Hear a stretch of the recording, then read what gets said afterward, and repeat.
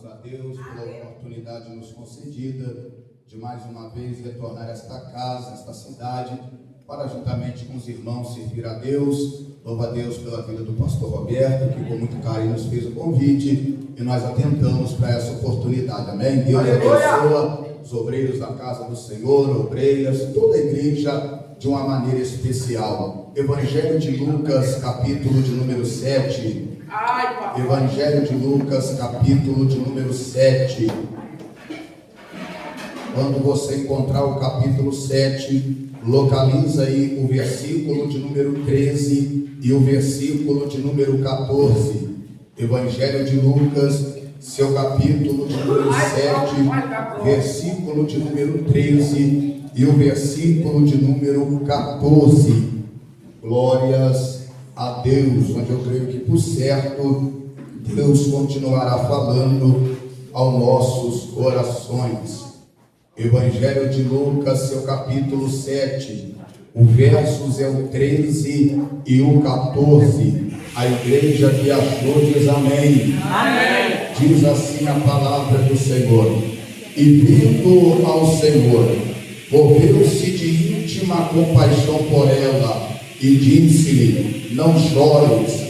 E chegando-se tocou ao esquife, e os que carregaram pararam. Disse-lhe Jesus: jovem, a te digo, levanta-te. Amém? Amém. Vossos assentos, fica à vontade. Estamos na casa do Senhor, nosso Deus. Meus amados e queridos irmãos, o texto ora acabamos de fazer menção e ler, fala-nos a respeito do milagre da ressurreição do filho desta mulher, a qual a Bíblia o chama de viúva da cidade de Naim. O texto ora lemos, o versículo vai nos dizer que Jesus, o Rei dos Reis, o Deus Todo-Poderoso, vendo-a, ou seja, olhando para essa mulher, ele se move de uma íntima compaixão por ela. O segredo deste milagre, ou que esclarece esse milagre feito por Jesus, está no olhar de Jesus. Se você ler o versículo 11 e o versículo 12 com atenção, você vai perceber que uma grande multidão fazia parte daquele cortejo fúnebre, o que significa que todos olharam para ela. Se você ler o texto todo com atenção, você vai perceber que muitas pessoas olharam para aquela viúva. Só que essas pessoas que olharam para ela não viu o que Jesus viu. Todos que olharam para ela viram ali uma mulher chorosa, uma mulher que estava chorando. Viram também um cadáver que era o único filho daquela mulher. Viu um cenário de tristeza, viu um cenário de choro. Todos que estavam ali viram o que eu poderia ver, viram o que vocês poderiam ver, simplesmente uma perca. Mas o que levou a Cristo a parar aquele enterro? O que levou a Cristo a olhar para aquela mulher e dizer: não chore mais? Na princípio, é preciso considerarmos aqui que todas as vezes que a Bíblia ela menciona o nome viúva, a Bíblia está falando de uma pessoa necessitada. Todas as vezes que você lê viúva, viúva, viúva, tanto é que a primeira grande oferta dada ao ministério de Jesus foi por uma pobre viúva. Se você olhar aquela viúva que deu comida para Elias, a Bíblia diz que ela tinha apenas um pouco de farinha na sua casa, onde ela iria pegar 2 gravetos ou 2 cavacos de pau, preparar a última refeição para ela e o filho dela alimentar. Logo em seguida eles iriam morrer. Se você também olhar aquela viúva a qual Eliseu, ele fez a multiplicação do azeite na sua casa, a Bíblia diz que ela estava toda endividada e os credores queriam pegar os seus filhos como pagamento da dívida. As igrejas, pastor Roberto, quando foram instituir os primeiros diáconos, era para servir e cuidar das viúvas. Então a palavra viúva nos traz uma conotação de uma pessoa necessitada e carente de muitas coisas. E é preciso considerarmos aqui que esta mulher, ela era viúva, e ela era mesmo, só que ela foi casada, e dentro daquilo que nós entendemos, ela e o marido dela desfrutou-se de uma vida legal, e logo a parte feminina, que é uma parte mais frágil, que é uma parte mais sensível, ela tem por si depositar no seu companheiro a segurança, ela tem por si depositar no seu companheiro aquele que a protegeria, aquele que sustentaria o seu lar, aquele que estaria sempre prevendo aquilo que era necessário para sua casa. Da parte feminina há um depósito de confiabilidade e companheirismo ao teu marido, só que ele morreu, ela não tem mais. Então, quando o seu marido morre, ela tem como transferir tudo aquilo que estava no esposo para o filho. É automático isso aqui, é automático. Ela só tem um filho, o marido morreu, ela transfere para o filho o companheirismo, a perspectiva, porque agora é o seu filho, é a única coisa que lhe restou do seu relacionamento. Então esse filho, ele deixa de ser apenas um filho, mas ele passa a ser a única coisa que ela tem. Ele passa a ser o recipiente de sonhos, projetos, perspectiva. Os momentos alegres, ela vai passar com ele, e os tristes também. O futuro, ela vai desfrutar com ele. Só que agora a morte, que é gelada, sem compaixão, sem misericórdia, e não olha para essas condições, a morte vem e traga o garoto. E agora, quando ele morre, ela não tem mais para quem transferir. Tudo aquilo que ela transferiu do esposo para o filho. E quando ela enterrar o filho, ela vai enterrar tudo que nele há. Porém, ela segue o cortejo fúnebre. Muita gente, ela deveria ser uma pessoa conceituada naquela cidade, e ela vai em direção aos portais para enterrar o seu único filho. Mas todos da multidão enxergavam apenas o filho. Todos que ali estavam enxergavam apenas um jovem que estava sendo enterrado ainda na sua mocidade. Somente ela enxergava que aquele garoto era o seu recipiente de sonhos. Somente ela e mais ninguém. Por quê? Porque só sabe a dor da perda aquele que já perdeu. Só sabe o tamanho da dor aquele que está sentindo a dor. Então ela tinha aquilo como o único recipiente que ela tinha, onde ela tinha depositado tudo quanto tinha. E ela vai em direção aos portais da cidade, e de lá vem Jesus de Nazaré. E diz a Bíblia que antes que ela atravessasse os portais da cidade, Jesus encontra o cortejo e diz o texto: e vendo ao Senhor, glória ao nome de Jesus, e vendo ao Senhor, moveu-se de íntima compaixão por ela. Perceba, essa mulher vai receber um grande milagre. Ela orou? Não. Ela vai receber um grande milagre. Ela fez propósito com ele? Não. Ela vai receber um grande milagre. Ela subiu e desceu o monte? Não. Ela vai receber um grande milagre. Ela se humilhou diante dele? Não. Ela vai receber um grande milagre. Ela implorou a ele? Não. Então por que ela vai receber um milagre?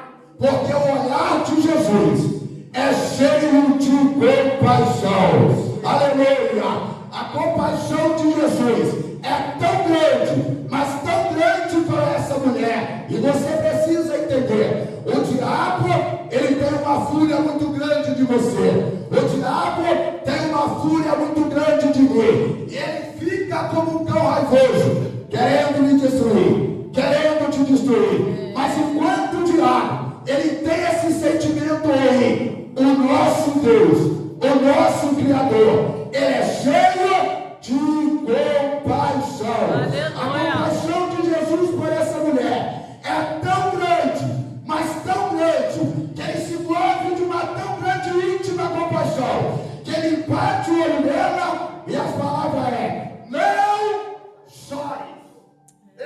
César, tenho a certeza que todos ali disseram ao contrário.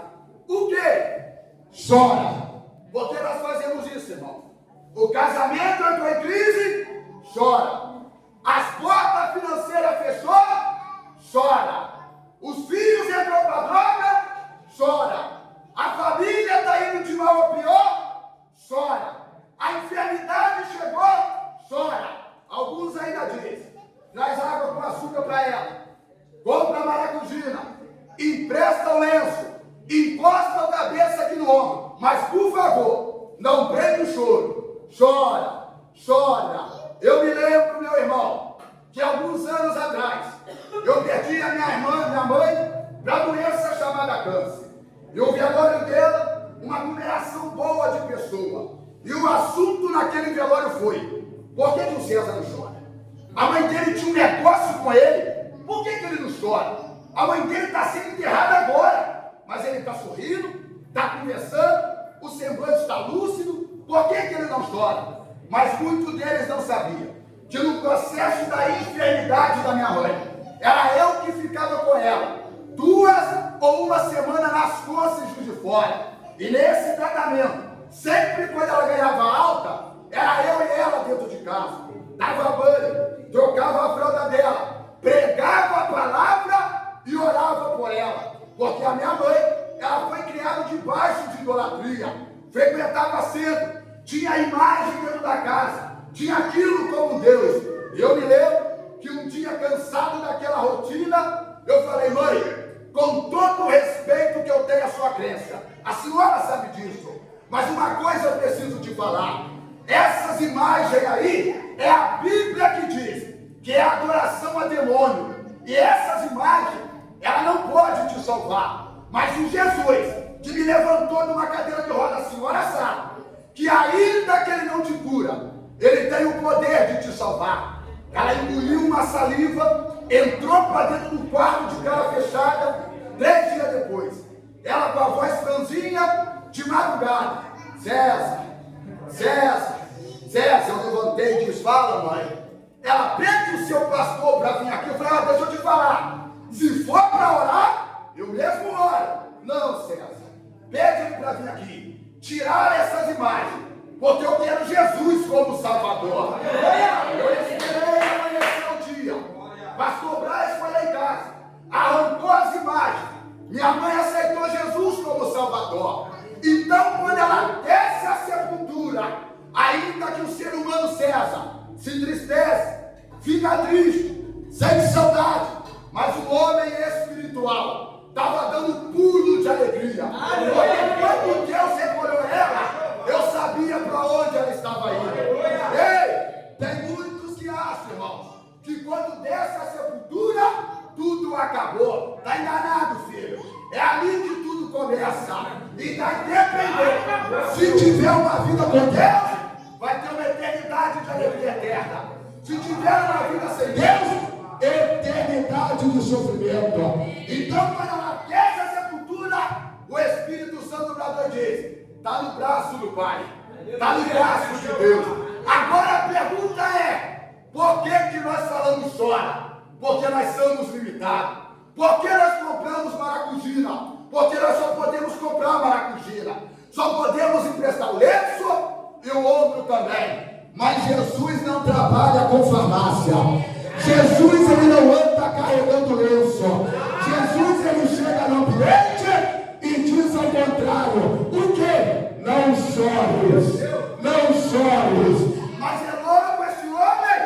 Não sabe o que ela perdeu? Vocês acham que ela perdeu apenas o filho. Mas ele tem a certeza que ela perdeu os seus projetos e sonhos. E quando ela enterrar o garoto, vai enterrar tudo que ele está. Por isso ele está dizendo na casa, não chores. Mas irmão César, por que eu não vou chorar? Não é eu que estou dizendo, é a palavra de Deus. Não chora. Mas e daí? E daí? Que é ele que tem a caneta que escreve a tua vitória. A caneta que escreve cada página da tua vida. Não está na mão do diabo. Já arrancaram dele há muito tempo. A caneta que escreve cada página da tua vida está nas mãos de Jesus. E hoje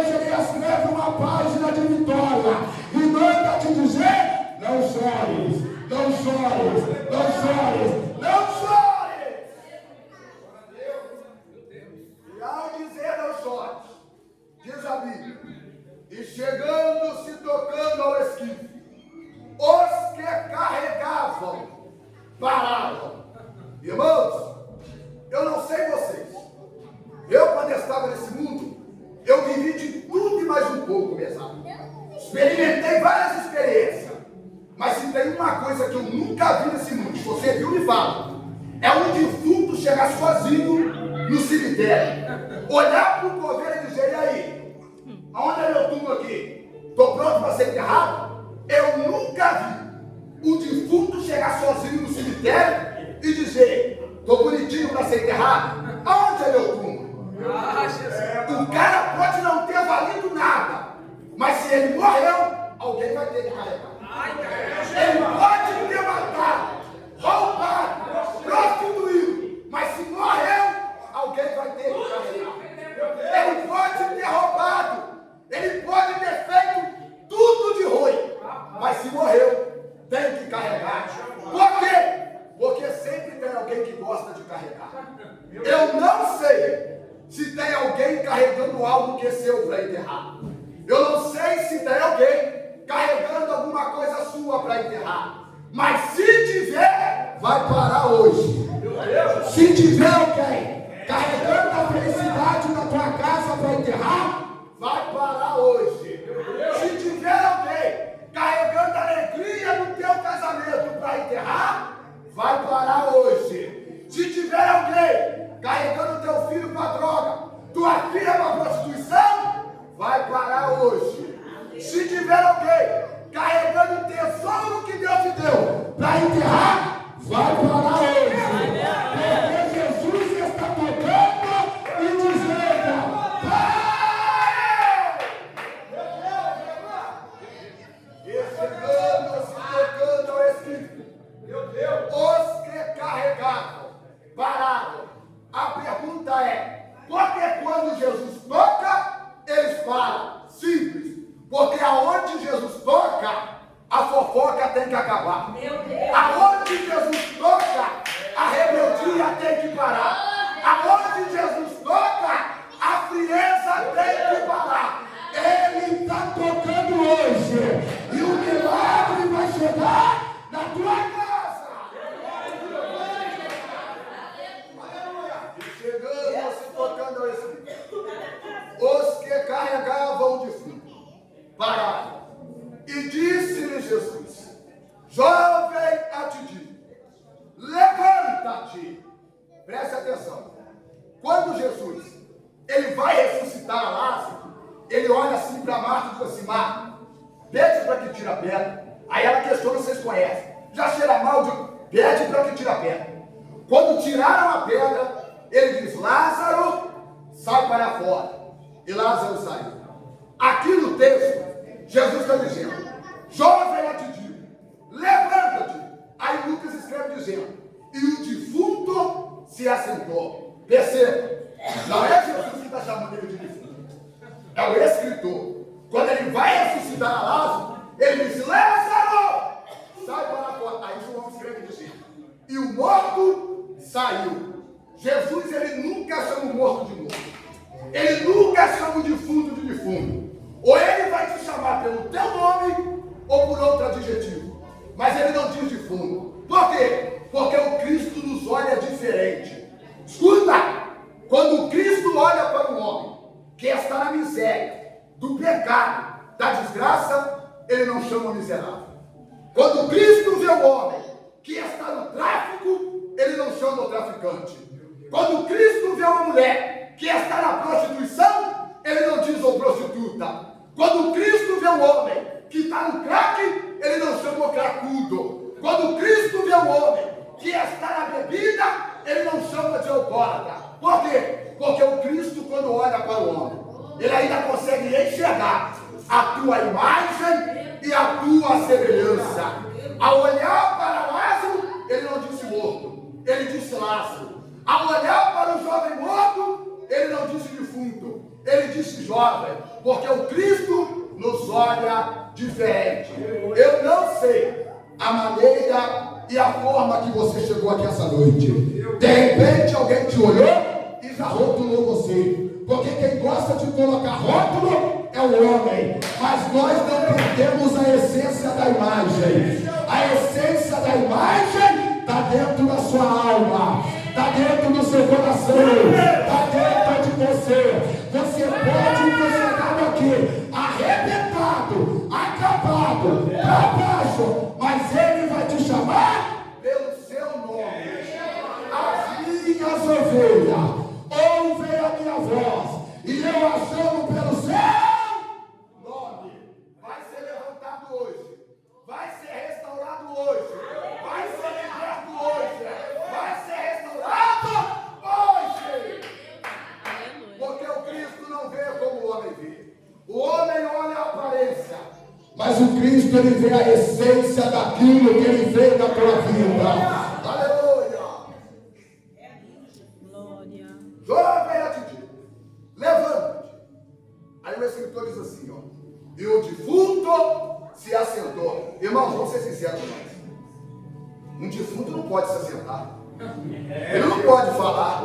Ele não pode levantar. Mas, irmão, o escritor não vê como Cristo vê. E o texto diz que ele se assentou e começou a falar. Eu não sei o que ele falou, mas eu acredito na Bíblia.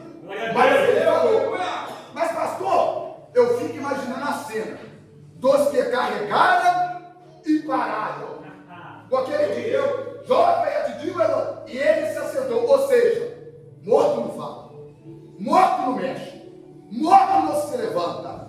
Significa, se tiver alguém essa noite levando algo que é seu para enterrar, vai perceber que o milagre aconteceu. E quando eles perceberem, vão dizer, opa, não está morto mais não. Por quê? Porque morto não mexe, morto não se levanta, morto não fala. Ou seja, vai perceber que a tua casa ainda está viva, vai perceber que o teu ministério ainda está vivo, vai perceber que o teu sonho está vivo, vai perceber que o teu projeto está vivo. Por quê? Porque está mexendo, está se movimentando, está levantando, está fazendo. Você ainda tem muito para falar, ainda tem muito para louvar, ainda tem muito para pregar, ainda tem muito para fazer para o Deus Todo-Poderoso.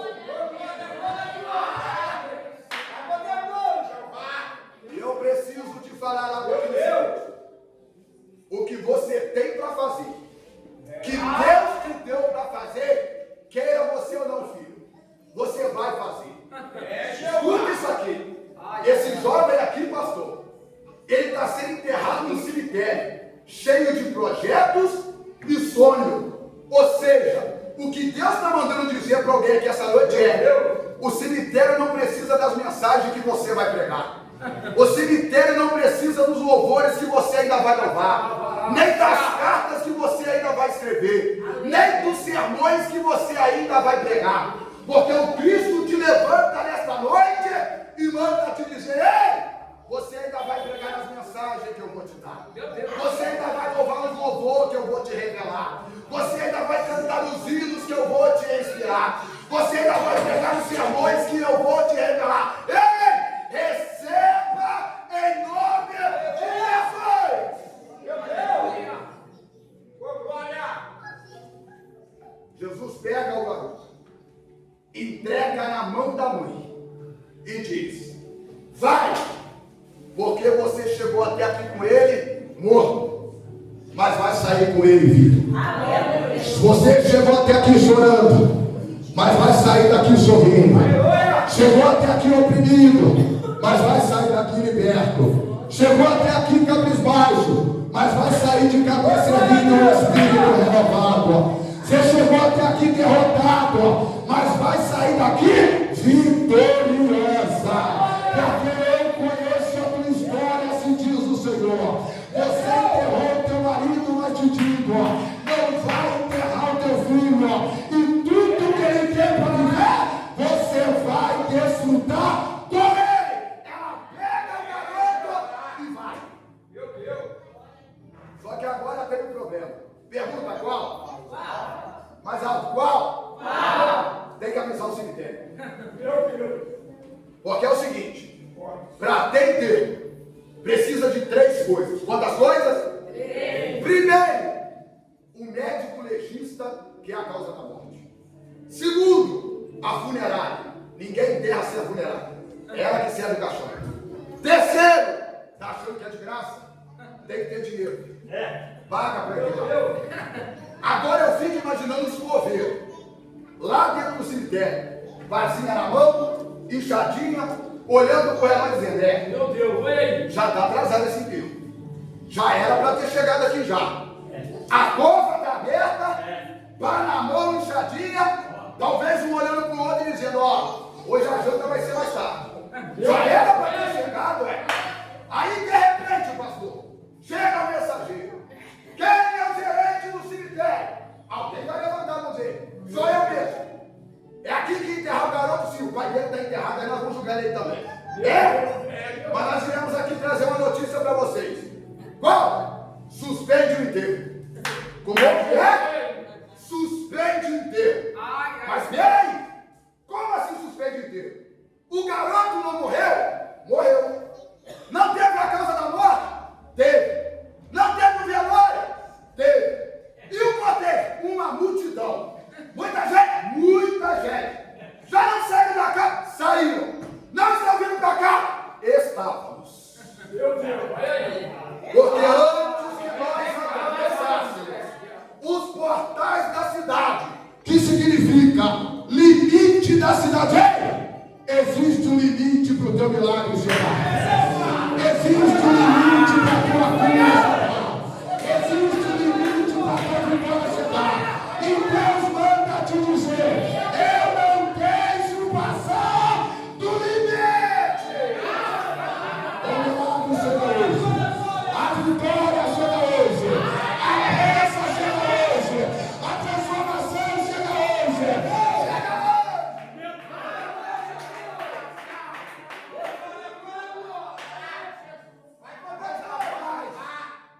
O que aconteceu aí, rapaz? Meu Deus. Nós estava vindo para cá uma choradeira danada, coitada daquela viúva.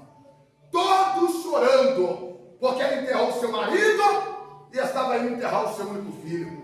Mas nós encontramos com uma outra multidão. E na frente vinha um cara de estatura mediana. Não tinha beleza nem formosura. Pessoa simples, mas com um olhar diferente. Meu Deus! Ele bateu o olho na mãe do menino e disse, não choras. E aí? E aí que ele foi até o garoto e disse, levanta-te. E o que aconteceu? Ele se levantou na hora. E aonde ela está nesse momento? Deve estar tendo culto de ação de graça na casa dela. Por quê? Porque o que era morto reviveu. O que era fora virou sorriso. O que era tristeza virou alegria. E nós viemos aqui te dizer, fecha o cemitério, porque hoje o garoto aqui não vai ser enterrado. O velório foi suspenso. Por quê? Porque a vida chegou naquela casa. Tem vida chegando na tua família hoje. Tem vida chegando no teu ministério hoje. Tem vida chegando no teu projeto hoje. Tem vida chegando na tua casa. E eu vim aqui te dizer, os coveiros da sua vida estão de férias. Meu Deus. O coveiro está de férias. Meu Deus! O coveiro não é só no cemitério, não. Tem coveiro dentro da igreja. Meu Deus! E Jesus está dizendo para eles, ó, está de férias, meu filho. Esses coveiros que gostam de enterrar o chamado da irmã. Esse coveiro que gosta de enterrar o chamado do irmão. Esse coveiro que gosta de enterrar os projetos do Senhor. Deus está dizendo, ó, está de férias, está de férias.